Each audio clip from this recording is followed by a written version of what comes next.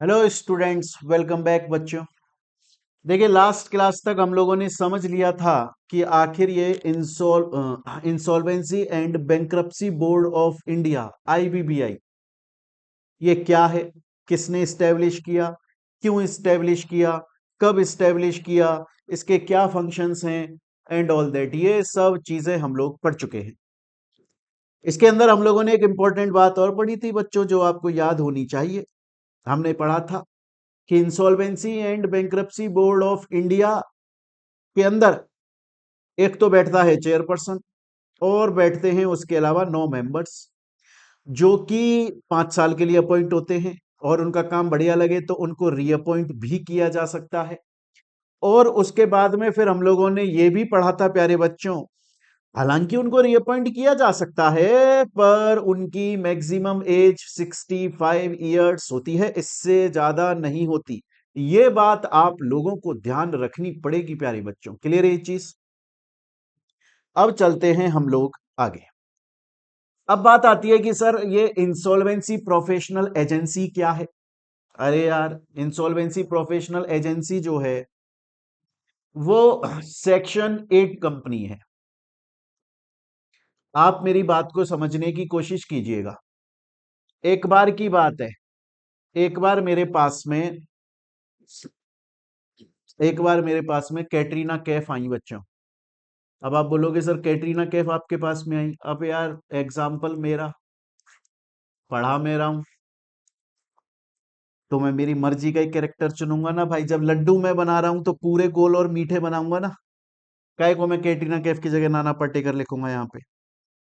तो एक बार कैटरीना कैफ मेरे पास में आई और आकर ये बोली कि मोहित सर, ये इंसॉल्वेंसी प्रोफेशनल एजेंसी इस ये किसके पास रजिस्टर होती है, इसको कौन रजिस्टर करता है? मैंने कहा रजिस्टर तो इसको आईबीबीआई करता है, insolvency and bankruptcy board of India इसको रजिस्टर करता है। और इवन जब ये रजिस्टर हो जाती है तो इसको एक सर्टिफिकेट इशू होता है कि आप आईपीए की तरह काम कर सकते हो। जब तक सर्टिफिकेट इशू नहीं है ये काम नहीं करेगी। बोला अच्छा अच्छा। बोला कोई भी insolvency and bankruptcy board of India के पास में जाकर बन सकता है क्या आईपीए? मैंने कहा ऐसा थोड़ी है कि कोई भी insolvency and bankruptcy board of India के पास में जाकर और आईपीए की तरह एजेंसी, इंसॉल्वेंसी प्रोफेशनल एजेंसी की तरह रजिस्टर हो जाएगा, ऐसा नहीं है। कंडीशन है, पहली कंडीशन तो यह है कि वो सेक्शन 8 कंपनी होनी चाहिए। सेक्शन 8 कंपनी क्या है हमने पढ़ा है, नॉन प्रॉफिट ऑर्गेनाइजेशन, एनपीओ होना चाहिए। क्लियर है? बोले ठीक है। कैटरीना कैफ बोली, बोले ठीक है मोहित सर, पहली बात समझ में आई, और बताओ। मैंने कहा दूसरी कंडीशन ये है, दूसरी कंडीशन ये है कि उस कंपनी की जो नेटवर्थ है, उस कंपनी की जो नेटवर्थ है वो कम से कम 10 करोड़ या उससे ज्यादा, 10 करोड़ से कम नहीं होनी चाहिए। उसकी जो नेटवर्थ है ना वो कम से कम 10 करोड़ तो होनी ही चाहिए। बोले ठीक है, दो कंडीशन। उसके अलावा उसकी पेड अप शेयर कैपिटल, उसकी पेड अप शेयर कैपिटल कम से कम 5 करोड़ या उससे ज्यादा होनी चाहिए। कैटरीना कैफ बोली, बोला सर एक बात बताओ, आप बोल रहे हो कि अगर इंसॉल्वेंसी प्रोफेशनल एजेंसी की तरह रजिस्टर होना है तो आईबीबीआई के पास में जाकर रजिस्ट्रेशन कराना होगा और सर्टिफिकेट ऑब्टेन करना होगा। फिर आप बोल रहे हो हर कोई इंसॉल्वेंसी प्रोफेशनल एजेंसी नहीं बन सकता। इंसॉल्वेंसी प्रोफेशनल एजेंसी बनने के लिए कुछ कंडीशन है, वो कंडीशन फुलफिल होना जरूरी है। उसमें से आपने पहला बोला कि भैया जो भी कंपनी इंसॉल्वेंसी प्रोफेशनल बनना चाहती है, एजेंसी बनना चाहती है, वो सेक्शन 8 कंपनी होनी चाहिए, नॉन प्रॉफिट ऑर्गेनाइजेशन होनी चाहिए। समझ में आती है बात? बोला ठीक है साहब, समझ में आती है, टेंशन लेने का ही नहीं, अपने को आगे चलो। बोला दूसरा यह है कि नेटवर्थ कम से कम 10 करोड़ या उससे ज्यादा होनी चाहिए, और तीसरी बात यह है उसका पेड अप शेयर कैपिटल कम से कम 5 करोड़ या उससे ज्यादा होनी चाहिए। कैटरीना कैफ बोली, बोले सर ये बताओ, ये तीनों कंडीशन फुलफिल होनी चाहिए? या तीन में से कोई एक कंडीशन फुलफिल होनी चाहिए या दो फुलफिल होनी चाहिए। मतलब इनके बीच में और लिखा हुआ है या इनके बीच में एंड लिखा हुआ है। मैंने कहा एंड लिखा हुआ है कैटरीना जी, आप चिंता ना करें, तीनों की तीनों कंडीशन फुलफिल होंगी तभी जाकर आप अपनी कंपनी को, सेक्शन 8 कंपनी को इंसॉल्वेंसी प्रोफेशनल एजेंसी की तरह रजिस्टर करवा सकती हैं, अदरवाइज नहीं। यहां तक की बात मेरे ख्याल से समझ में आई प्यारे बच्चों आपको। तो आपको यह समझ में आया, इंसॉल्वेंसी प्रोफेशनल एजेंसी किसकी पास में रजिस्टर होती है? आईबीबीआई, उससे सर्टिफिकेट भी लेती है। ये तीन कंडीशन फुलफिल होना जरूरी है। अब बड़े ध्यान से सुनिएगा बच्चों, अब कैटरीना कैफ को जब मैंने इतने जवाब दिए ना तो वो फ्रैंक हो गई मेरे साथ में। उन्हें लगा लगे हाथ दो चार क्वेश्चन और पूछ लें, तो उन्होंने बड़ा इंपॉर्टेंट क्वेश्चन पूछा, बड़े ध्यान से सुन लेना। पहला क्वेश्चन जो उन्होंने पूछा वो बोली कि मोहित सर, मेरी कंपनी है जिसका नाम है, सेक्शन 8 कंपनी है जिसका नाम है कैटरीना कैफ, और कुछ भी आगे बीइंग ह्यूमन, क्योंकि एनपीओ के नेम के एंड में लिमिटेड या प्राइवेट लिमिटेड नहीं लगता, ये हम जानते हैं। बोले ये मेरी कंपनी का नाम है। मैंने कहा ठीक है बताओ। बोला इसकी एक सब्सिडरी है, इसकी एक सब्सिडरी है, उसका नाम है रणवीर कपूर। इस सब्सिडरी का, ये कंपनी है। मतलब मेरी कंपनी का नाम, जो मेन कंपनी है, मेन कंपनी जो होल्डिंग कंपनी है, मेन कंपनी, उसका तो नाम है कैटरीना कैफ बीइंग ह्यूमन। इसकी एक सब्सिडरी है जिसका नाम है रणवीर कपूर, ये भी एनपीओ है, ये भी सेक्शन 8 कंपनी है। क्या ये subsidiary company insolvency professional agency की तरह रजिस्टर हो सकती है? मैंने कहा यस, यस हो सकती है। अब कैटरीना कैफ को इतनी बात पता लगे, वो और फ्रैंक हो गई। फिर बोली एक और क्वेश्चन पूछ के जाऊंगी। मैंने कहा पूछो, जाओ भले ही मत। बोली ये मेन कंपनी है कैटरीना कैफ बीइंग ह्यूमन, उसकी सब्सिडरी है रणवीर कपूर, उसकी और सब्सिडरी है, उसकी और सब्सिडरी है, मतलब सब्सिडरी की सब्सिडरी है। रणवीर कपूर खुद सब्सिडरी है, उसकी एक और सब्सिडरी है, बोला विक्की कौशल। ये कंपनी है। बोले ये भी सेक्शन 8 कंपनी है, एनपीओ है। तो क्या ये आईपीए की तरह रजिस्टर हो सकती है? नहीं साहब, नहीं नहीं नहीं नहीं नहीं, बिल्कुल नहीं। अगर कोई एनपीओ कंपनी है, उसको आप सेक्शन 8 कंपनी है, उसको इंसॉल्वेंसी प्रोफेशनल एजेंसी की तरह रजिस्टर करवा लो। उसकी सब्सिडरी है, वो सेक्शन 8 है, उसको आईपीए की तरह रजिस्टर करवा लो। उसकी सब्सिडरी है, ना ना ना ना, इतना नीचे जाने का नहीं। आप होल्डिंग की सब्सिडरी को आईपीए की तरह रजिस्टर करवा सकते हो, सब्सिडरी की सब्सिडरी को आईपीए की तरह रजिस्टर नहीं करवा सकते। कैटरीना कैफ को बात समझ में आ गई। कैटरीना कैफ बोली, बोला देखो सर, आपने जो जो बातें मुझे बताई ना इंसॉल्वेंसी प्रोफेशनल एजेंसी के बारे में, वो मैं समझी। पहला आपने बताया इसका रजिस्ट्रेशन जो करेगा वो आईबीबीआई करेगा। फिर आपने बोला सर्टिफिकेट लेना भी जरूरी है। फिर आपने बोला कि ये सेक्शन 8 कंपनी होना जरूरी है। फिर आपने बोला कि इसकी नेटवर्थ कम से कम 10 करोड़ या उससे ज्यादा होनी चाहिए। फिर आपने बोला इसकी पेड अप शेयर कैपिटल कम से कम 5 करोड़ या उससे ज्यादा होनी चाहिए। फिर आपने बोला कि अगर सब्सिडरी कंपनी जो कि खुद एनपीओ है वो आईपीए बन सकती है। लेकिन फिर आपने बोला कि सब्सिडरी की subsidiary IPA insolvency professional agency नहीं बन सकती।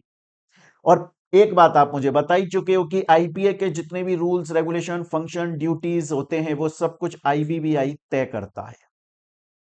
अपन को समझ में आता है, ये बात यहां पर लिखी हुई है।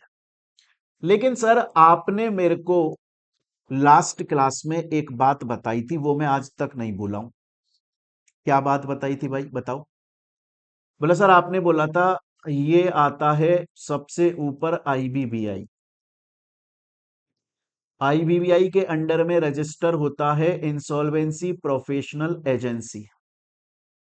और इंसॉल्वेंसी प्रोफेशनल एजेंसी के अंडर में रजिस्टर होते हैं उसके मेंबर, इसके मेंबर्स, जिनको हम बोलते हैं इंसॉल्वेंसी प्रोफेशनल या रिजोल्यूशन प्रोफेशनल, इंडिविजुअल लोग, ज्यादातर इंडिविजुअल होते हैं। क्लियर है ये चीज यहां तक? बोला सर आपने बोला क्योंकि आईपीए आईबीबीआई के अंदर रजिस्टर है तो इसके रूल्स रेगुलेशन ये बनाता है,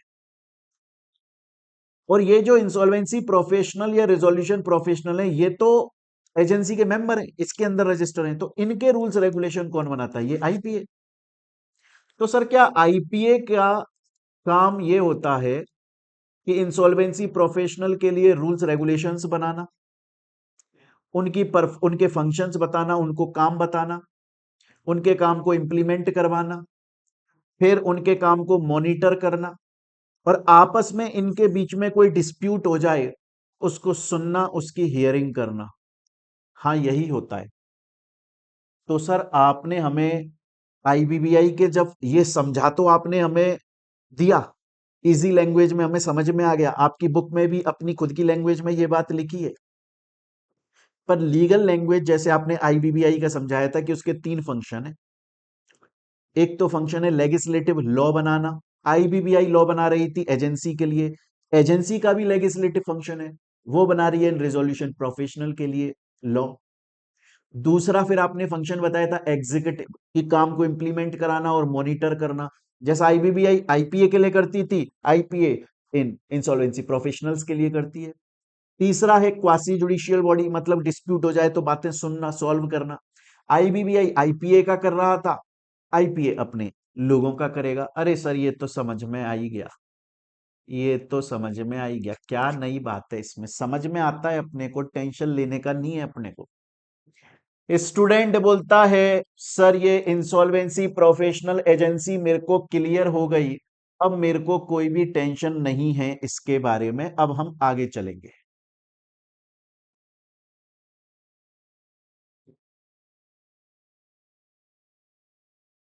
चलिए,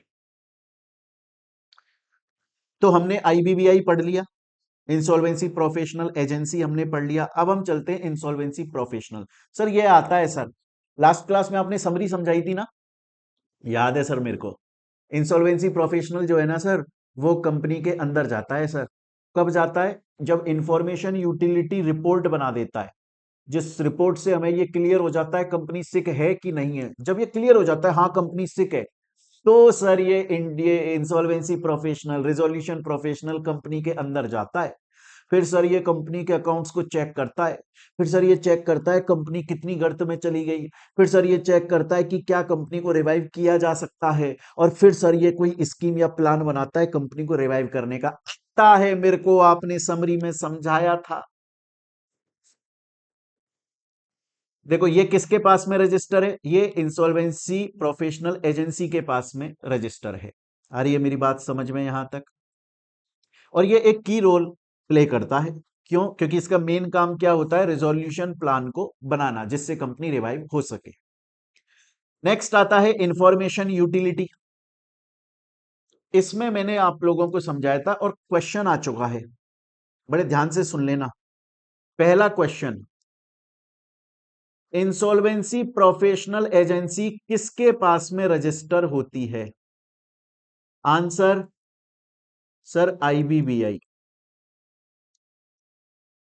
दूसरा question, insolvency professionals resolution professionals किसके पास में रजिस्टर होते हैं? Answer insolvency professional agency. तीसरा क्वेश्चन, इंफॉर्मेशन यूटिलिटी किसके पास में रजिस्टर होते हैं? बच्चा क्या करता है? सीक्वेंस बनाता है, वो बोलता है पहले ले लेता हूं आईबीबीआई को, फिर लेता हूं एजेंसी को, फिर लेता हूं इंसॉल्वेंसी प्रोफेशनल को, फिर उसके नीचे इंफॉर्मेशन यूटिलिटी। ऐसा मत करना। क्यों? क्योंकि इंफॉर्मेशन यूटिलिटी रजिस्टर होता है आईबीबीआई के पास में।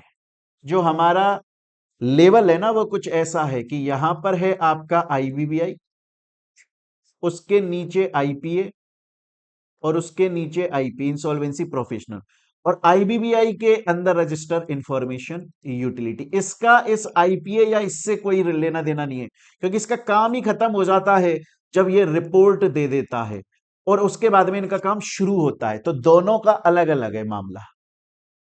स्टूडेंट बोलता है सर मजा आ रहा है, आप क्या बात कर रहे हो यार, सब समझ में आ गया जितना आपने अभी तक मेरे को पढ़ाया, टेंशन लेने का नहीं है मेरे को सर। यहां तक कि सर पूरी बात मेरे को समझ में आ चुकी है। आ रही है मेरी बात यहां तक समझ में? यहां तक पूरी बात समझ में आ गई। अब चलेंगे सर हम लोग आगे। अब चलेंगे हम लोग आगे।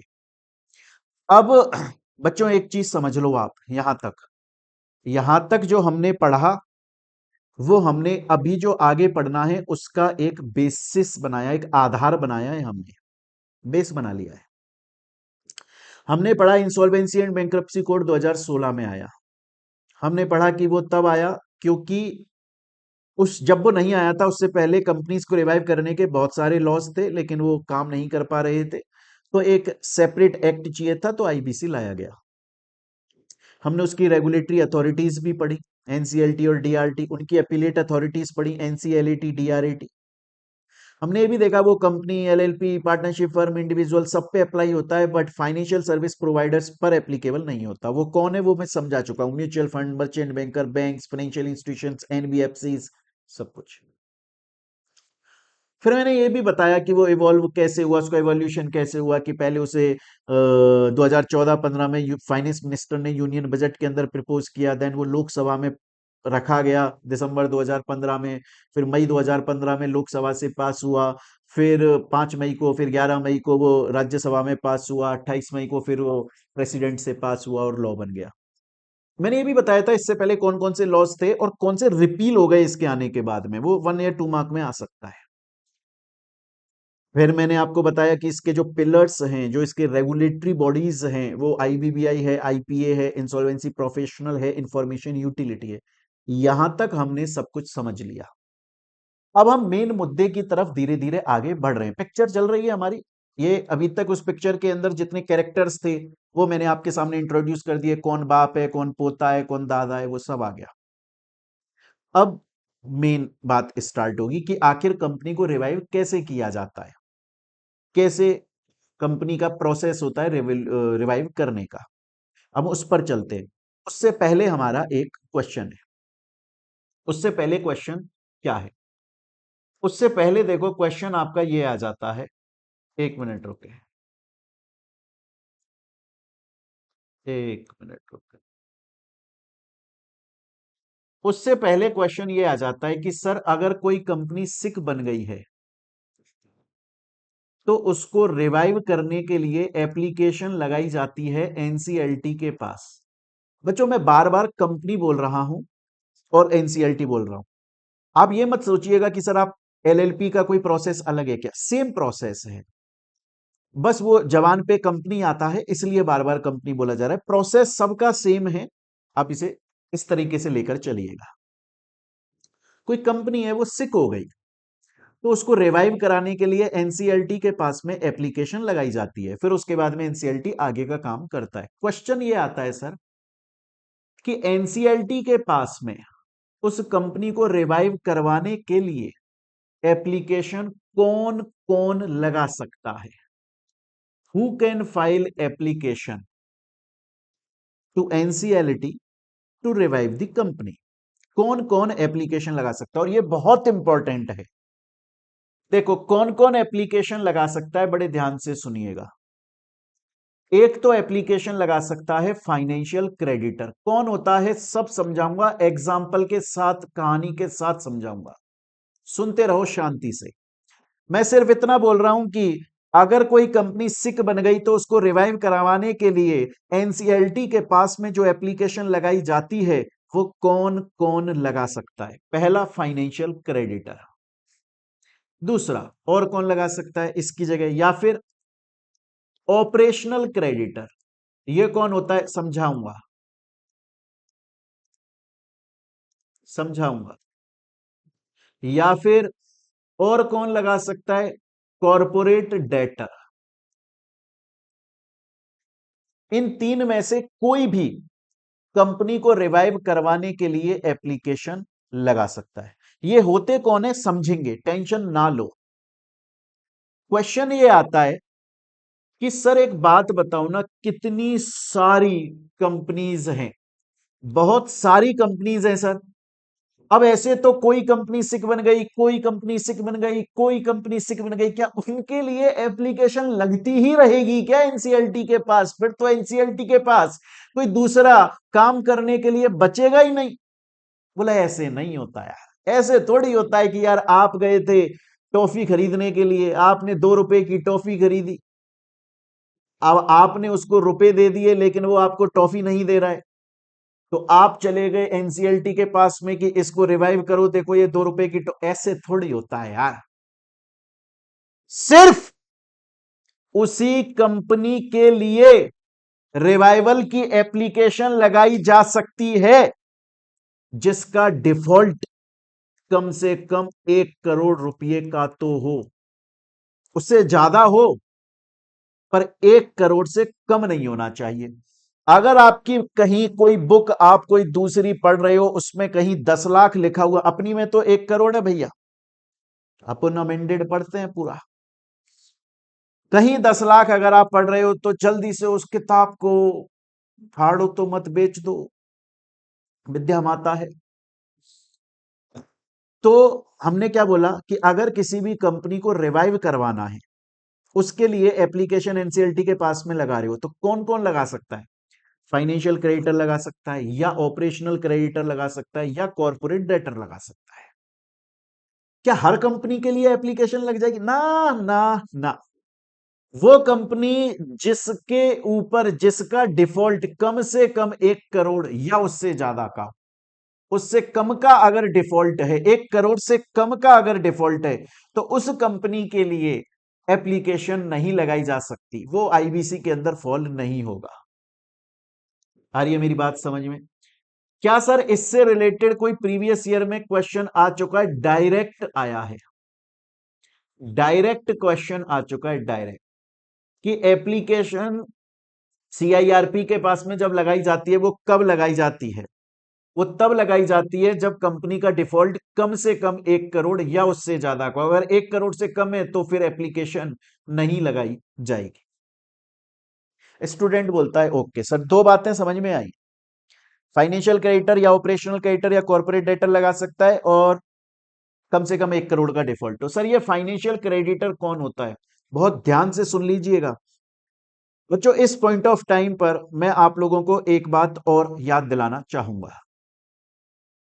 इस चैप्टर के अंदर बहुत सारी डेफिनेशंस हैं। अब आप बोलोगे कि लेकिन सर आपने तो डेफिनेशन पढ़ा ही नहीं, दुनिया के लोग तो पूरे जितने मास्टर हैं, जितने टीचर हैं, वो तो जब चैप्टर शुरू करते हैं तो एक बार बोलते हैं लाओ पहले डेफिनेशन पढ़ा देता हूं फिर आगे चलेंगे। आपने नहीं किया ऐसा, ऐसा अपन नहीं करता है भाई। अगर ऐसा आपको करना है तो फिर बेयर एक्ट आता है, मार्केट से खरीद लो, खुद पढ़ लो, इतने तो इंग्लिश हिंदी तो आती है आपको करनी। हम डेफिनेशन सब पढ़ेंगे चैप्टर के अंदर, और पढ़ रहे हैं, कुछ तो पढ़ा भी दी मैंने आपको, उस सिचुएशन आने पर पढ़ेंगे। मैं चैप्टर की स्टार्टिंग में एक बोरिंग सा कुछ पेपर खोल के बैठ जाऊं और बताऊं देखो ये क्या लिखा, वो अपन से नहीं होता। अब यहां पर हम लोग 3 डेफिनेशन पढ़ जाएंगे। पहला क्वेश्चन ये आता है कि फाइनेंशियल, हमने पढ़ा कि फाइनेंशियल क्रेडिटर एप्लीकेशन लगा सकता है कंपनी को रिवाइव करने के लिए, वो कौन होता है हम ये समझेंगे। फाइनेंशियल क्रेडिटर समझने के लिए आपको 2 शब्दों का हिंदी मीनिंग आना चाहिए। फाइनेंस का मतलब होता है पैसा, रोकड़ा, गांधी जी, बापू। और क्रेडिटर का मतलब होता है लेनदार, जो आपसे पैसा लेगा, जो बोलता है लाओ लाओ मेरे पैसे वापस कर दो, लाओ लाओ मेरे पैसे वापस कर दो। ये गाना गाओ आप, लाओ लाओ मेरे पैसे वापस कर दो, उसे बोला जाता है फाइनेंशियल क्रेडिटर। क्रेडिटर जो आपसे बोलता है लाओ लाओ वापस करो, क्या? फाइनेंस, पैसा। एग्जाम्पल के तौर पे ये है भूखा नंगा बैंक, और ये है हमारे कल्लू मामा, इनकी एक कंपनी है। कल्लू मामा की कंपनी ने भूखा नंगा बैंक से 3 करोड़ रुपए का लिया लोन। कितने रुपए का लिया? 3 करोड़, 1 करोड़ से ज्यादा। 3 करोड़ रुपए का लोन लिया, लेकिन कल्लू मामा की कंपनी ने रीपेमेंट नहीं किया उस लोन अमाउंट का, रीपेमेंट नहीं किया। तो ये भूखा नंगा बैंक अब इनसे क्या मांगेगा? कल्लू मामा से बोलेगा लाओ लाओ मेरा रुपया दो, लाओ लाओ मेरा रुपया दो। तो ये कौन बन गया भूखा नंगा बैंक? ये कल्लू मामा का फाइनेंशियल क्रेडिटर बन गया। और कल्लू मामा कौन बन गए? कल्लू मामा की कंपनी, कल्लू मामा की कंपनी कौन बन गई? कॉरपोरेट डेटर, क्योंकि वो कॉरपोरेट है। कंपनी कौन है? कॉरपोरेट है। और वो अब इस सिचुएशन में क्या है? डेटर है, देनदार, उसे पैसे देने हैं। तो गाना चल रहा है, भूखा नंगा बैंक बोल रहा है लाओ लाओ मेरे पैसे दो, कल्लू मामा की कंपनी बोल रही है थोड़ा रुको अभी दे देंगे। Corporate debtor. आ रही है मेरी बात यहां तक समझ में? अब समझ में आया आपको फाइनेंशियल क्रेडिटर कौन है? तो अब पढ़ो। अगर मैं सिंपल भाषा में बात करूं तो फाइनेंशियल क्रेडिटर वो है जो कि सामने वाले से पैसे मांगता है, जिस और उसके पैसे अभी तक आए नहीं है और वो पैसे मांगता है, लाओ मेरा पैसा दे दो। क्लियर है? अच्छा सर एक बात बताओ, अगर ये भूखा नंगा बैंक, भूखा नंगा बैंक अपना लोन किसी और को ट्रांसफर कर दे,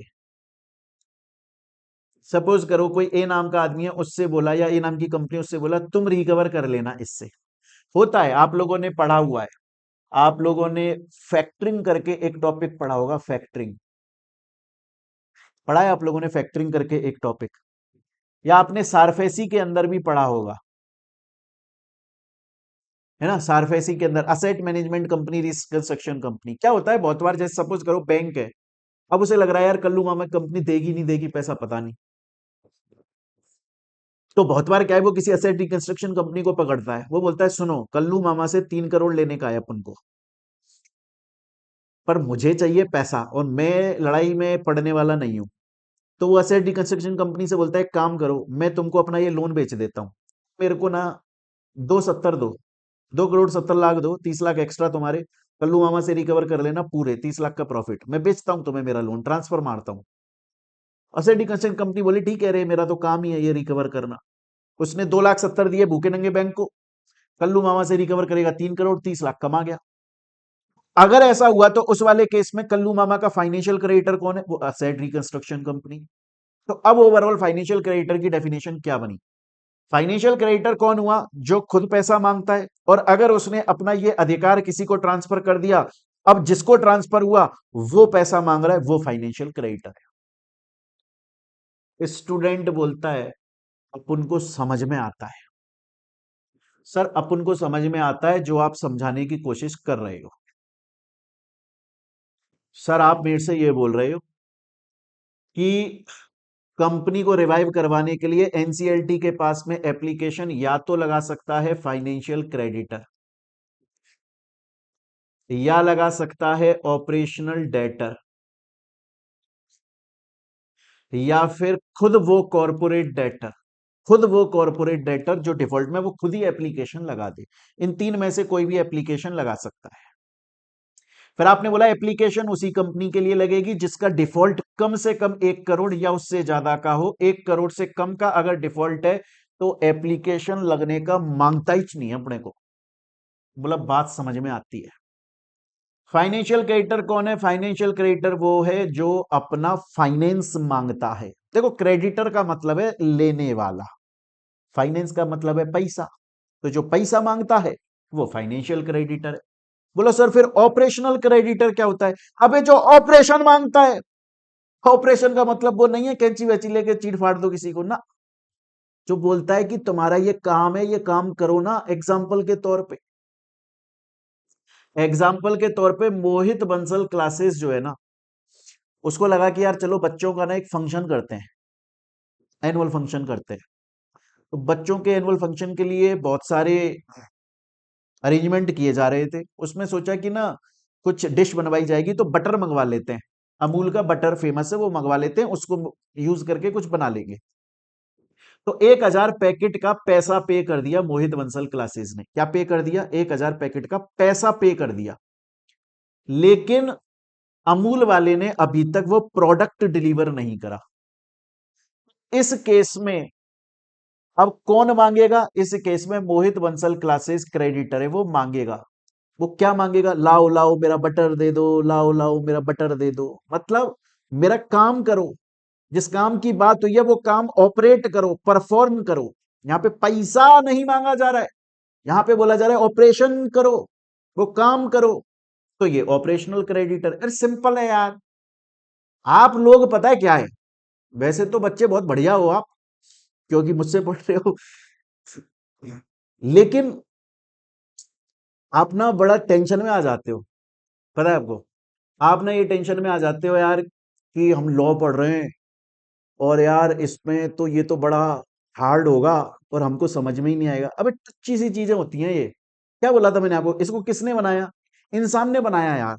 हम भी तो इंसान ही हैं, समझ लेंगे। आप ना शब्दों को तोड़ दो। पता है आपको, मैंने एक बार कहानी आपको शायद सुनाई भी है।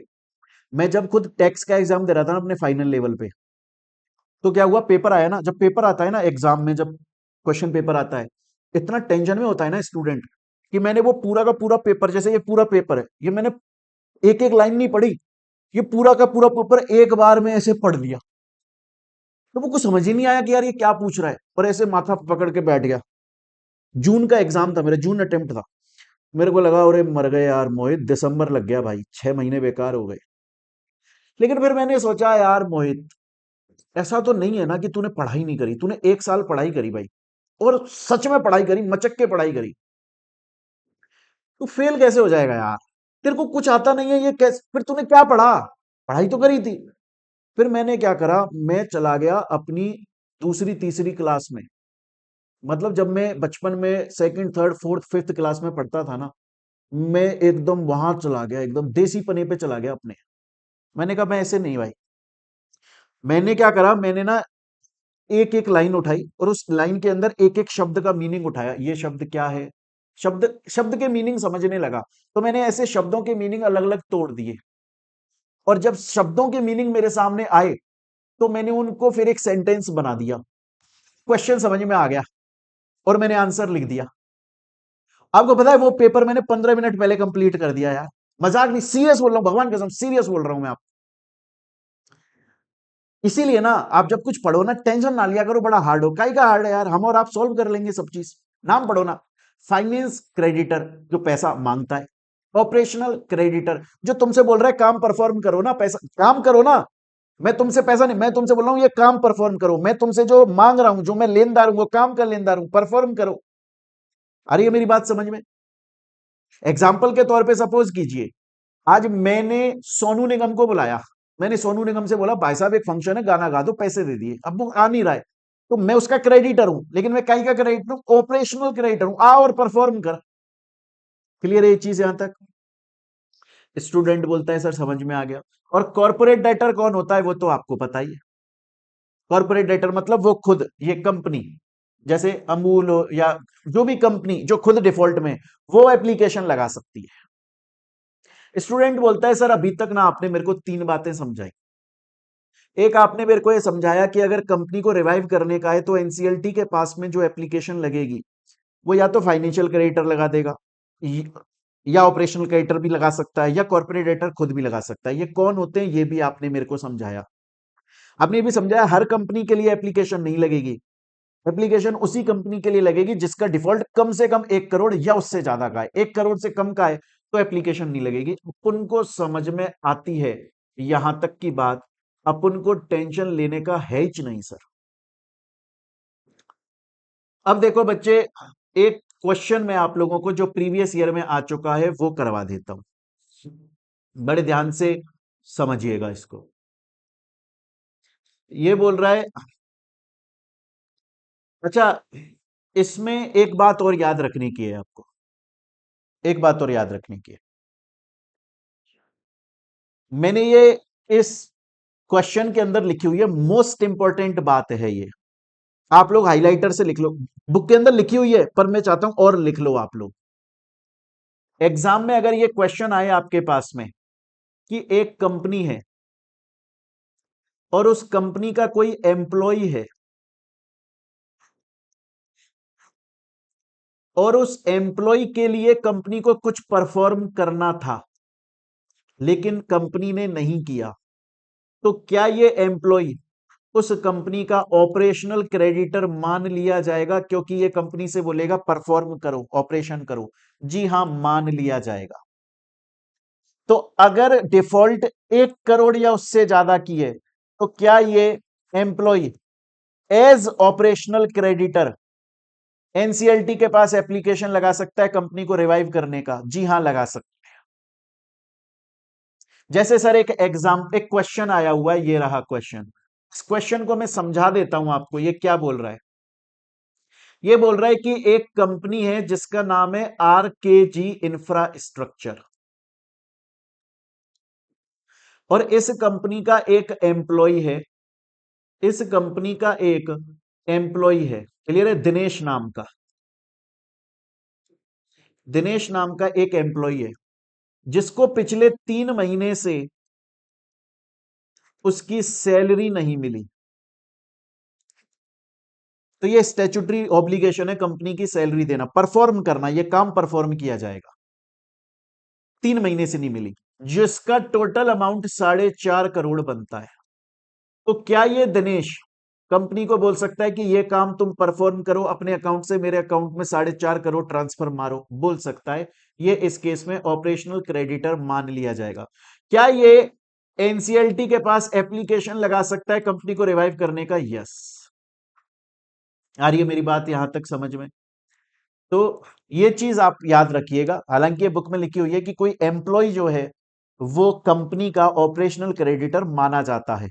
अगर डिफॉल्ट 1 करोड़ या उससे ज्यादा की है, तो वो कंपनी को रिवाइव करने के लिए एप्लीकेशन भी लगा सकता है।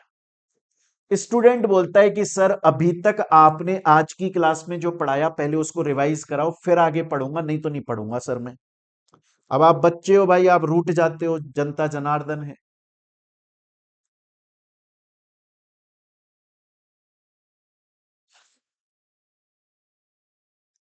अब भाई देखो, हमने तो इंसॉल्वेंसी प्रोफेशनल एजेंसी देखी थी, हमने पढ़ा था वो आईबीबीआई के पास में रजिस्टर होती है, और सेक्शन 8 कंपनी होना जरूरी है, और नेटवर्थ कम से कम 10 करोड़ या उससे ज्यादा, पेड अप शेयर कैपिटल कम से कम 5 करोड़ या उससे ज्यादा।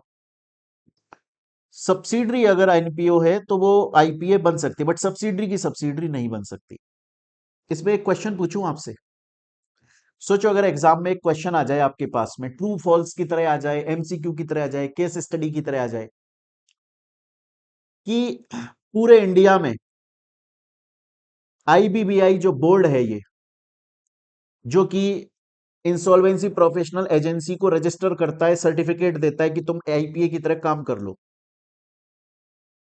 क्या वो एक ही आईपीए इंसॉल्वेंसी प्रोफेशनल एजेंसी को रजिस्टर कर सकता है, या एक से ज्यादा को कर सकता है?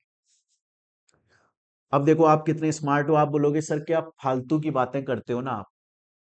देखो सर, कंपनी इंडिया कितना बड़ा है, इंडिया में कितनी सारी कंपनीज हैं, कितने सारे स्टेट, राज्य, यूनियन टेरिटरीज हैं। अगर सिर्फ एक ही आईपीए बना दिया जाए, तो फिर वो नहीं संभाल पाएगा सर इतने सारे केसेस को। ऑब्वियस बात है सर, एक से ज्यादा इंसॉल्वेंसी प्रोफेशनल एजेंसी आईबीबीआई के पास में रजिस्टर हो सकती है, टेंशन लेने का नहीं है अपने को। अपन चलते हैं आगे, यहां तक की बात समझ में आई? ये समझ में आया एप्लीकेशन कौन कौन लगा सकता है, ये समझ में आया कम से कम 1 करोड़ का डिफॉल्ट होना चाहिए, ये समझ में आया financial creditor, operational creditor, corporate debtor कौन होता है? स्टूडेंट बोलता है मेरे को यहां तक सब कुछ समझ में आता है, अब चलते हैं आगे। अब प्यारे बच्चों, हम लोग बहुत ही ज्यादा इंपॉर्टेंट टॉपिक पर पहुंच चुके हैं। जो टॉपिक अब मैं पढ़ाने वाला हूं उससे डायरेक्टली डायरेक्टली एग्जाम में क्वेश्चन काफी बार आ चुका है। इवन 7 मार्क्स का क्वेश्चन डायरेक्टली एग्जाम में काफी बार पूछा गया है। आपने ये पढ़ लिया कि एक फाइनेंशियल क्रेडिटर एनसीएलटी के पास में कंपनी को रिवाइव करने के लिए एप्लीकेशन लगा सकते हैं, सेक्शन 7 में लगाएगा, सेक्शन 7 ऑफ आईबीसी। आपने ये भी पढ़ा कि ऑपरेशनल क्रेडिटर एनसीएलटी के पास में कंपनी को रिवाइव करने के लिए एप्लीकेशन लगा सकता है, सेक्शन 9 में लगाएगा ऑफ आईबीसी। तो सर सेक्शन 8 बीच में कहां गया? उसके अंदर कुछ कंडीशन है। ऑपरेशनल क्रेडिटर ना ऐसे मुंह उठा के एप्लीकेशन नहीं लगा सकता एनसीएलटी के पास, पहले कुछ कंडीशन फुलफिल करनी होती है, वो सेक्शन 8 में है, वो पढ़ लेंगे। आपको यह भी समझ में आया कि खुद वो कॉर्पोरेट डेटर जो डिफॉल्ट में, वो खुद भी एप्लीकेशन लगा सकता है एनसीएलटी के पास, सेक्शन 10 ऑफ आईबीसी। पर क्वेश्चन ये आता है कि सर प्रोसेस क्या है, लगाएगा कैसे? तो अब मैं आपको प्रोसेस समझाने जा रहा हूं फाइनेंशियल क्रेडिटर का। सबसे पहले section 7 of insolvency and bankruptcy code, financial creditor NCLT के पास में एक्चुअली में एप्लीकेशन कैसे लगाएगा, ये प्रोसेस बहुत अच्छे से समझना। कहानी की फॉर्म में समझाएंगे हम लोग, एग्जाम्पल से चलेंगे। देखो यहां पूरा एग्जाम्पल है, पूरे एग्जाम्पल से समझाऊंगा मैं एक एक चीज को आपको। इस वाले प्रोसेस को ना अच्छे से समझ लेना, क्योंकि अगर फाइनेंशियल क्रेडिटर वाला जो सेक्शन 7 है वो वाला आपको समझ में आ गया, तो section 9 operational creditor, section 10 corporate debtor समझने में बहुत ज्यादा तकलीफ नहीं होगी।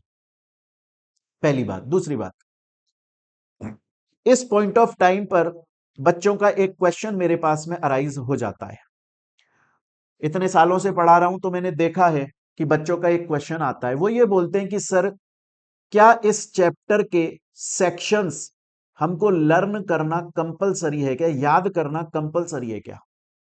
तो बच्चों इस चैप्टर के सेक्शंस वैसे तो आपको याद करना जरूरी नहीं है, लेकिन ये सेक्शन 7, 8, 9 और 10, ये सेक्शन आपको याद रहना चाहिए। बड़ा सिंपल है। सेक्शन 7 के अंदर बताया जाता है फाइनेंशियल क्रेडिटर एप्लीकेशन कैसे लगाएगा, क्या प्रोसेस है। सेक्शन 9 में बताया जाता है ऑपरेशनल क्रेडिटर कैसे लगाएगा।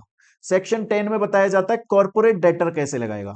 और बीच में जो सेक्शन 8 गायब हो गया, उसमें ऑपरेशनल क्रेडिटर की कुछ प्री कंडीशंस हैं, वो हम पढ़ते हैं। तो चलिए अब हम शुरू करते हैं।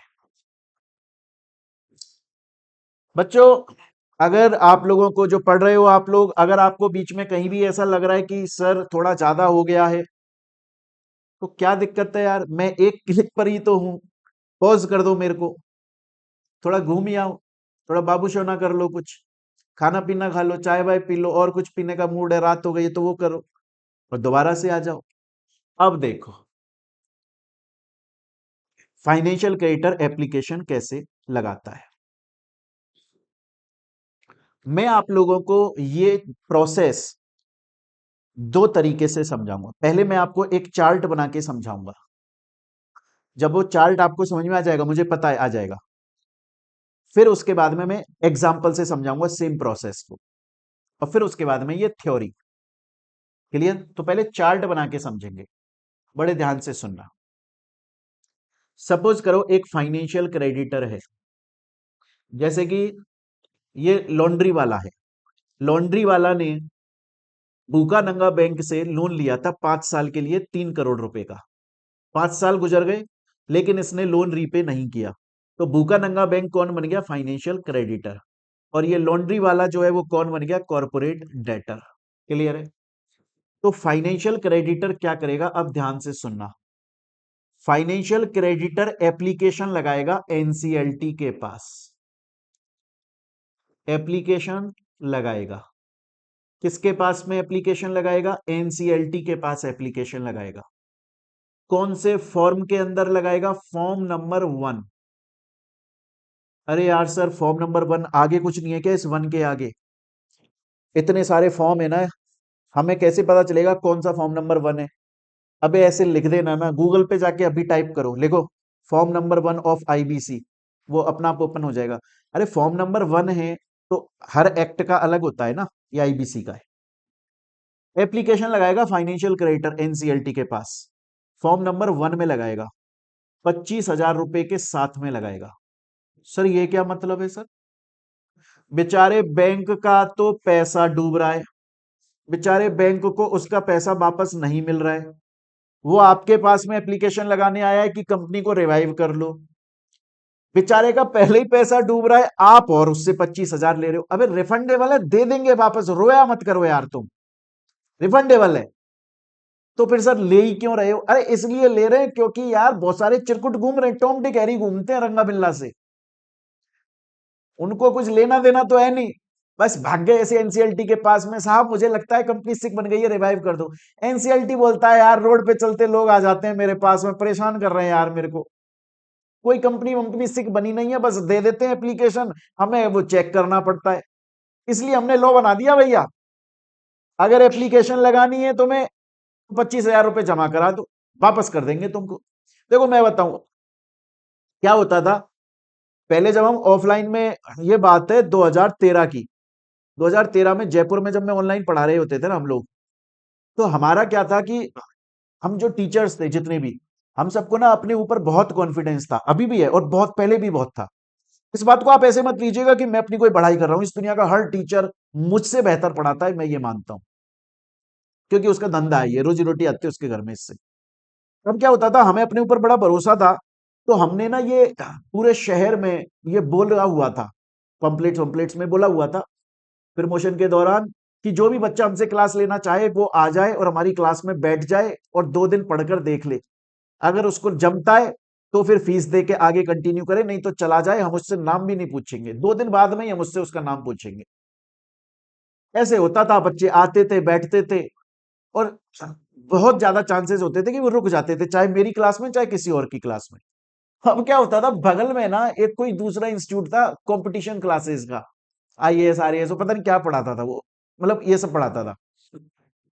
वहां बहुत भीड़ आती थी बच्चों की, और वहां बच्चों के पास में ना बैठने को जगह नहीं होती थी, जब उनका गैप होता था, मान लो तो एक क्लास 12 बजे हो गई, अब दूसरी क्लास 2 बजे है, तो 2 घंटे का गैप है, तो वो बोलते थे यार धूप में कहाँ खड़े रहेंगे, तो उन्हें लगता था अरे यार ये कोचिंग वाला जो है ना, ये बोलता है कि आके मेरी क्लास में बैठ जाओ 2-3 दिन, और पसंद आए तो पढ़ो, नहीं तो मत पढ़ो, चल वहीं चलते हैं, एसी में बैठेंगे ठंडा पानी पियेंगे। एनसीएलटी भी यही बोला, बोला यार जब तक हमने ये 25,000 की लिमिट नहीं लगाई थी ना, कोई भी आता था एप्लीकेशन लगा देता था। अब हमने फाइनेंशियल क्रेडिटर के ऊपर 25,000 की लिमिट लगा दी, ऑपरेशनल क्रेडिटर के ऊपर अलग लिमिट है, कॉर्पोरेट डेटर के ऊपर अलग लिमिट है। आ रही है मेरी बात समझ में? तो अगर फाइनेंशियल क्रेडिटर सेक्शन 7 के हिसाब से एप्लीकेशन लगाता है, तो किसको लगाएगा? एनसीएलटी को लगाएगा। कौन से फॉर्म में लगाएगा? फॉर्म नंबर 1 में लगाएगा। कितने रुपए के साथ में लगाएगा? 25,000 रुपए के साथ में लगाएगा। लेकिन इससे पहले एक बात आपको समझनी है, फाइनेंशियल क्रेडिटर डायरेक्टली एनसीएलटी को एप्लीकेशन नहीं लगाता, बल्कि वो पहले उस कॉर्पोरेट डेटर को, मतलब भूखा नंगा बैंक पहले लॉन्ड्री वाला कॉर्पोरेट डेटर से बोलेगा कि सुनो, तुम मुझे मेरा पैसा नहीं दे रहे हो, मुझे लगता है कि शायद तुम सिक बन गए हो, इसलिए मैं तुम्हारे तुम्हारे लिए एप्लीकेशन लगाने वाला हूं एनसीएलटी के पास में, इसलिए मैं तुम्हें पहले इंटीमेट कर रहा हूं, या तो मेरे को मेरा पैसा दे दो, अगर मेरा पैसा नहीं दोगे तुम मुझे, तो मैं ये मान लूंगा तुम सिक बन गए हो और मैं एनसीएलटी के पास में एप्लीकेशन लगा दूंगा। तो डायरेक्टली एप्लीकेशन नहीं लगाता फाइनेंशियल क्रेडिटर एनसीएलटी के पास, पहले वो उस कॉर्पोरेट डेटर को बोलता है, बोला देख ले यार, फिर मैं लगा दूंगा एनसीएलटी को एप्लीकेशन, फिर कल को कोई और तेरा नया पेज निकल गया, कल को कोई दूसरा फ्रॉड कर रखा है वो भी निकल गया और फंसा जाएगा। होता है ना, पुलिस वाला क्या बोलता है? बोलता है सुन, अभी यहीं रफा दफा कर, वरना एफआईआर चढ़ा दी ना और तेरे को जेल में डाल दिया, तेरे पुराने केस और खुल जाएंगे यहीं पे। तो फाइनेंशियल क्रेडिटर पहले कॉर्पोरेट डेटर के पास एप्लीकेशन लगाएगा, साथ में आईबीबीआई के पास में भी लगा देगा। सर एप्लीकेशन इनको कहां दी जाएगी? इनके रजिस्टर्ड ऑफिस में। कैसे दी जाएगी? कैसे भी, इलेक्ट्रॉनिकली दे दे, रजिस्टर्ड पोस्ट कर दे, हैंड डिलीवरी खुद से दिया, कैसे भी, ठीक है सर। तो फाइनेंशियल क्रेडिटर पहले इनको बोलेगा, एट द एंड फिर एनसीएलटी के पास एप्लीकेशन लगाएगा, फॉर्म नंबर 1 में लगाएगा, 25,000 रुपए के साथ में लगाएगा। सर ये जो एप्लीकेशन लगाई जाएगी बस ऐसे ही लगा दी जाएगी, या इसके साथ में कुछ अटैच भी किया जाएगा? अटैच किया जाएगा इसके साथ। सर इसके साथ में क्या क्या अटैच किया जाएगा? पहले तो यही अटैच किया जाएगा कि सर हमने कॉर्पोरेट डेटर और आईबीबीआई जो है उसको एप्लीकेशन की एक कॉपी दे दी थी, एक तो वो अटैच किया जाएगा। दूसरा प्रूफ दिया जाएगा डिफॉल्ट का। भाई आज एक बात बताओ, एनसीएलटी बोलेगा कि यार तुम किसी कंपनी के ऊपर बोल रहे हो कि उसने तुम्हारा 1 करोड़ से ज्यादा, 1 करोड़ या उससे ज्यादा का रुपया पे नहीं किया, इसकी कोई इनवॉइस, इसकी कोई बिल, इसका कोई सबूत, कोई प्रूफ तो दो, पता तो लगे हाँ सच में डिफॉल्ट है, ऐसी मुंह उठा के आ गए हो। आ रही है मेरी बात यहां तक समझ में? और तीसरा, अब एक चीज समझना, मैंने तुम्हें समरी समझाई थी प्रोसेस की। मैंने क्या बोला था, अब इसके बाद में क्या कर होगा तुम्हें आता होगा कि यार एनसीएलटी इंफॉर्मेशन यूटिलिटी को बोलेगा जाओ रिपोर्ट बनाओ, फिर वो रिपोर्ट बनाएगा, रिपोर्ट से प्रूव हुआ कि हाँ कंपनी सिक है, तो फिर प्रोफेशनल इंसॉल्वेंसी प्रोफेशनल को अंदर भेजा जाएगा। इसमें टाइम लग रहा है कि नहीं लग रहा है? अब जब इंफॉर्मेशन प्रैक्टिकली समझना, आप मेरी बात को प्रैक्टिकली समझना, इंफॉर्मेशन यूटिलिटी ने रिपोर्ट दी हाँ कंपनी सिक है, तो एनसीएलटी ढूंढेगा ना कि यार देखो कौन इंटरिम रेजोल्यूशन प्रोफेशनल फ्री बैठा है, कौन है बंदा जो फ्री बैठा है, और जिसे इस कंपनी के बारे में आता है। ये कंपनी तो पानी की बोतल बनाती है, तो ऐसा रेजोल्यूशन प्रोफेशनल ढूंढो जिसको पानी की बोतल बनाने वाली कंपनी का काम आता जाता हो। टाइम नहीं लग रहा है क्या इसमें? एनसीएलटी ढूंढेगा, फिर वो कंपनी के अंदर भेजेगा। इसलिए एनसीएलटी ये बोलता है कि देखो तुम्हारी कंपनी, तुमको पैसा चाहिए, तुम एप्लीकेशन लगा रहे हो, तुम्हारी नजर में अगर है कोई बंदा जो रिजोल्यूशन प्रोफेशनल की तरह काम कर सकता है, तुम साथ में उसका नाम हमें प्रपोज कर दो, प्रपोज कर दो नाम इंटरिम रिजोल्यूशन प्रोफेशनल का। हम देख लेंगे क्वालिफाइड है तो हम उसी को ही बना देंगे ना, तुम्हारा टाइम भी तो बचेगा। आ रही है मेरी बात समझ में? पता है आपको, आप मूवीज देखते हो, वेब सीरीज, उसमें आप देखते हो कि जो वकील होता है वो अपने क्लाइंट को जिताने के लिए यहां जा रहा है, वहां जा रहा है, यहां जा रहा है, वहां जा रहा है, सबूत इकट्ठे। रियल लाइफ में ऐसा कुछ नहीं होता, रियल लाइफ में ऐसा कुछ नहीं होता। रियल लाइफ में ये सब चीज जो यहां जा रहे हो वहां जा रहे हो सबूत इकट्ठे, ये सब आपको करने पड़ते हैं, क्योंकि केस आपको जीतना है, आपका केस है। आप जाते हो वकील के पास, वकील तो बोलता है लाओ भाई बता दो, हाँ फिर क्या बोलूं अब जज के सामने जाकर। बहुत ज्यादा दिमाग नहीं लगाता वो वकील, उसके पास में केस भरे पड़े हैं, ये धंधा है उसका। तो सेम उसी तरीके से तो प्रोसेस क्या हुआ, फाइनेंशियल क्रेडिटर ने सबसे पहले किसको बोला, आईबीबीआई को बोला और कॉर्पोरेट डेटर को बोला। फिर फॉर्म 1 में एप्लीकेशन लगाई 25,000 रुपए के साथ एनसीएलटी को, जिसके साथ में एक तो ये अटैच करा कि हमने आईबीबीआई और कॉर्पोरेट डेटर को बता दिया था उसका डॉक्यूमेंट, ये डिफॉल्ट 1 करोड़ या उससे ज्यादा की है उसका कोई सबूत, बिल बिल की कॉपी। और अगर कोई इंटरिम रेजोल्यूशन प्रोफेशनल का नाम है तो नहीं है तो कोई दिक्कत वाली बात नहीं है, नहीं है तो क्या होता है वो मैं समझाऊंगा, उसके ऊपर प्रीवियस ईयर क्वेश्चन है। स्टूडेंट बोलता है यहां तक की बात समझ में आई सर? हाँ तो बस अब जो आपका ये एनसीएलटी है, ये इंफॉर्मेशन यूटिलिटी को बोलेगा जाओ कंपनी के अंदर, और कंपनी के अंदर जाकर रिपोर्ट बना दो और बताओ कंपनी सिक है कि नहीं है। तो इंफॉर्मेशन यूटिलिटी 14 दिन के अंदर अंदर कंपनी के अंदर जाकर रिपोर्ट बनाकर दे देगा, 14 डेज के अंदर। अब अगर उसकी रिपोर्ट में यह आया कि कंपनी सिक नहीं है, तो यह मैटर ही खत्म, प्रोसेस मत पढ़ो, क्लास बंद, चलो जाओ छुट्टी हो गई। लेकिन अगर इंफॉर्मेशन यूटिलिटी ने 14 डेज के अंदर जो रिपोर्ट दी उसमें यह बोला कंपनी सिक है, कंपनी सिक है, तो फिर एनसीएलटी यहां से 7 दिन के अंदर अंदर, यहां से 7 दिन के अंदर अंदर उसकी एप्लीकेशन को एक्सेप्ट कर लेगा, उसकी एप्लीकेशन को एक्सेप्ट कर लेगा। या फिर उसको ऐसा लगा कि नहीं सही नहीं है तो फिर रिजेक्ट कर देगा। क्लियर है ये चीज? तो क्या प्रोसेस हुआ, फाइनेंशियल क्रेडिटर ने सबसे पहले एप्लीकेशन की कॉपी लगाई, किसको, आईबीबीआई को, प्लस कॉर्पोरेट डेटर के रजिस्टर्ड ऑफिस में। फिर एप्लीकेशन लगी एनसीएलटी के पास फॉर्म नंबर 1 में 25,000 रुपए के साथ में। एप्लीकेशन में अटैच की गई 3 चीजें, कौन कौन सी, एक तो इसकी कॉपी अटैच की गई, दूसरा प्रूफ ऑफ डिफॉल्ट अटैच किया गया, तीसरा अगर कोई इंटरिम रिजोल्यूशन प्रोफेशनल है उसका नाम अटैच किया गया। एनसीएलटी ने इंफॉर्मेशन यूटिलिटी को 14 दिन का टाइम दिया, उसने अपनी रिपोर्ट बनाई। अगर रिपोर्ट से यह क्लियर हो गया कि कंपनी जो है वो सिक नहीं है, तो एप्लीकेशन रिजेक्ट हो जाएगी इसकी। अगर यह हुआ कि कंपनी सिक है और जो एप्लीकेशन है वो भी एकदम वैलिड है, तो एक्सेप्ट हो जाएगा। सर क्या एक और सिचुएशन हो सकती है, सर क्या यह सिचुएशन हो सकती है कि इंफॉर्मेशन यूटिलिटी क्या ये सिचुएशन हो सकती है कि एनसीएलटी जब उस एप्लीकेशन को पढ़े तो उसे लगे यार एप्लीकेशन सही नहीं है, उसमें कोई कमी है, तो एनसीएलटी फाइनेंशियल क्रेडिटर को बोल सकता है कि भैया तेरी एप्लीकेशन सही नहीं है, इसको दोबारा से करेक्ट करके मेरे पास में भेज। जी हाँ, वो बोल देगा और फिर दोबारा से करेक्ट करके फाइनेंशियल क्रेडिटर एनसीएलटी को भेजेगा। फिर एनसीएलटी चेक करेगा, फिर या तो एक्सेप्ट या रिजेक्ट करेगा। सर मेरे को यहां तक समझ में आता है, टेंशन लेने का नहीं है, पूरा समझ में आया। हालांकि एग्जांपल से भी और पढ़ाऊंगा क्योंकि बहुत क्रूशियल प्रोसेस है, ये बहुत इंपॉर्टेंट है। सर मुझे एक डाउट है। मैंने कहा बोलो। बोला सर सपोज करो कि एप्लीकेशन रिजेक्ट हुई तो एनसीएलटी किसको इंटीमेट करेगा?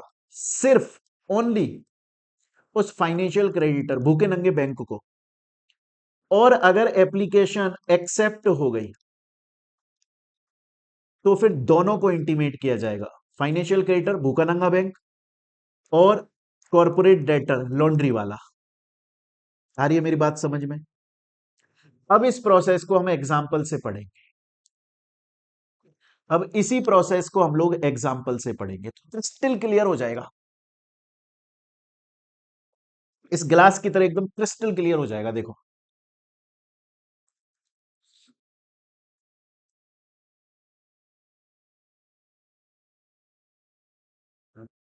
देखो, भूखे नंगे बैंक ने लोन दिया लॉन्ड्री वाला को 3 करोड़ का 5 साल के लिए। 5 साल हो गए, पैसे नहीं दे रहा है। तो अब भूखे नंगे बैंक ने बोला कि यार इसको रिवाइव करवाओ ताकि ये दोबारा से हेल्दी कंपनी बने और मेरे को मेरा पैसा वापस मिले। तो वो एप्लीकेशन लगाना चाहता है एनसीएलटी के पास। लेकिन एनसीएलटी के पास एप्लीकेशन लगाने से पहले किसको लगाएगा? आईबीबीआई को और लॉन्डी वाला कॉर्पोरेट डेटर को। कहाँ भेजेगा? इनके रजिस्टर्ड ऑफिस में। कैसे? इलेक्ट्रॉनिकली भेज दे, फिजिकली दे आए, रजिस्टर्ड ऑफिस कैसे भी, पोस्ट से भेज दे।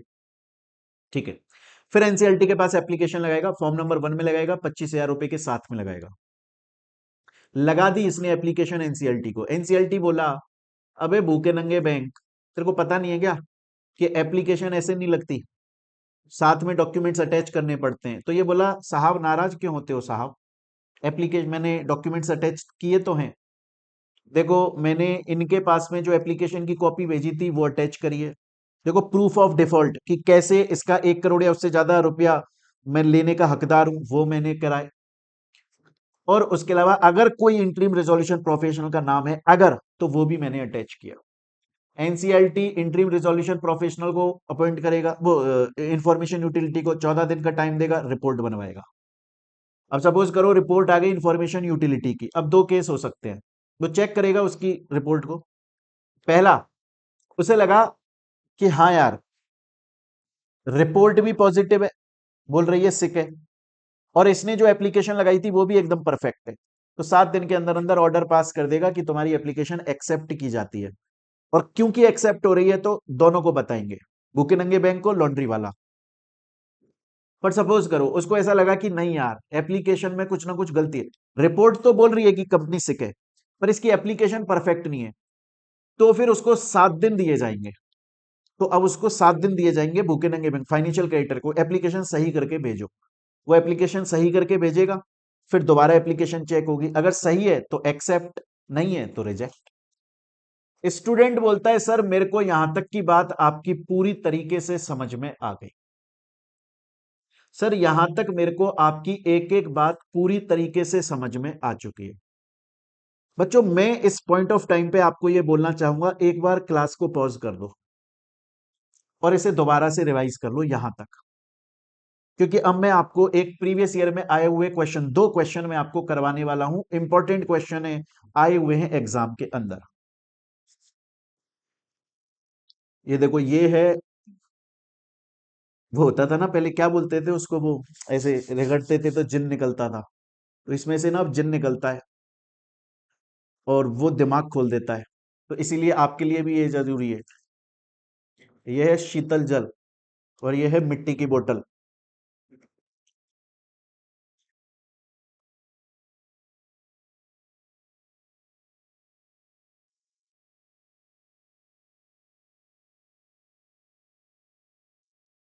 क्वेश्चन पूछूं आपसे? क्वेश्चन ये है, एक मिस्टर गणेश हैं। कौन है? एक मिस्टर गणेश है। ये कंपनी का क्रेडिटर है। बड़े ध्यान से सुन लेना, बड़े ध्यान से सुन लेना। मिस्टर गणेश है, ये कंपनी का क्रेडिटर है। इसने एनसीएलटी के पास में एप्लीकेशन लगाई कंपनी को रिवाइव करवाने के लिए। एप्लीकेशन इसने सब सही लगाई, बस इसने उस एप्लीकेशन के अंदर किसी इंटरिम रिजोल्यूशन प्रोफेशनल का नाम सजेस्ट नहीं करा, क्योंकि इसके पास में था नहीं। ये बोला मैं नहीं जानता किसी इंटरिम रिजोल्यूशन प्रोफेशनल को। कोई दिक्कत नहीं है, हमने पहले ही बोला था।